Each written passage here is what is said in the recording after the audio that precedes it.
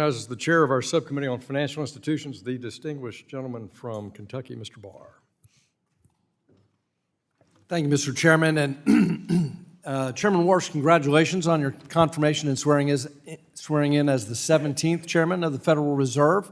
I am grateful for your commitment to reforming the Fed, and that appreciation is surpassed only by our shared love for Kentucky thoroughbreds and your love of the great sport of horse racing. Let me just ask you, first of all, since you're swearing in over 7 weeks ago, things seem quite a bit different over at the Fed. A few examples: elimination of forward guidance, abstaining from the dot plot, creation of these 5 specialized task forces, and maybe most impressively, taking accountability. Instead of blaming inflation on the pandemic or supply chain interruptions or tariffs or the Strait of Hormuz, you are saying that inflation is always and every time the result of the Fed supporting printing too much money.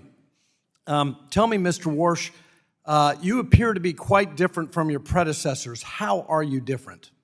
So I've known 5 of my predecessors. I've learned particular lessons from each of them. I can only be my own man. I served before at the Fed for about 5.5 years under Chairman Bernanke, and I learned a lot of things then. But you're right. In 6 weeks, we have caused, I think, a sea change in new thinking, the beginning of a set of reforms that are going to be put in place across at least 5 dimensions in monetary policy. And it's a broader discussion about reforms that will be forthcoming in everything we do, including supervision and regulation, where there's already been a good start, in payments and the rest. We made a lot of progress in 6 weeks, but I think it's important to use this opportunity wisely. The 63 months of inflation above target has been an unfair burden and has been a tax on the American people and businesses. We plan on getting rid of that tax.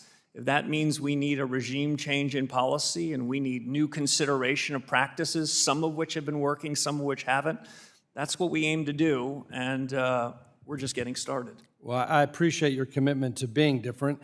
Let's talk about overhauling Fed communications.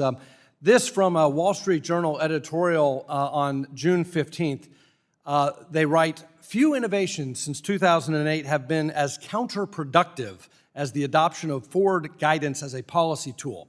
The constant yammering, long policy statements, press conferences after every FOMC meeting, nonstop speeches by Fed officials, and above all, the quarterly summary of economic projections has exposed how little the Fed understands about the economy and trapped officials in errant policies." Chairman Warsh, why is it important to do away with the dot plot and end, once and for all, forward guidance? Well, Congressman, I've made no secret, probably over the last 15 years, of my views on communications. I think when central bankers speak like I am before you, it's either one under obligation, or in this case, under obligation and purpose, which is to share a set of new reforms so that American households and businesses might say to themselves, this is a regime change in policy. We're only beginning it. I'm keenly interested in the views of these 5 task forces, and ultimately these are decisions that are going to be made jointly. The best of the Fed's traditions are to work collegially, and I've really been quite impressed how open-minded my colleagues have been to take it up, specifically in communications. If we were to share with you our every passing thought, I worry not that there's anything wrong with us, but we're human. And if we were to give you my projection today about what we'll do when we meet in 2 weeks, what we'll do over the course of the year, that we'd then find ourselves sort of taking information that's consistent with our priors and rejecting information that's inconsistent. It's not the way we want to do things. We want to get policy right, and I think being somewhat more circumspect in our communications, at least for me, is a better way of calling balls and strikes. Finally, thanks for your commitment on dealing with this mission creep. In recent years, the Fed has concerned itself with matters outside of its dual mandate, including diversity, equity, inclusion, climate change, and the like. That's why the Fed's joining the network of the greening of the financial system distracted the Fed from the very important job of price stability. How will you keep the Fed from rejoining the network for the greening of the financial system, or veering into these peripheral and distracting matters that go beyond the statutory remit of the Fed? By being very clear of our obligations. You told us that our job is full employment and price stability. You gave us plenty of other hard work to do.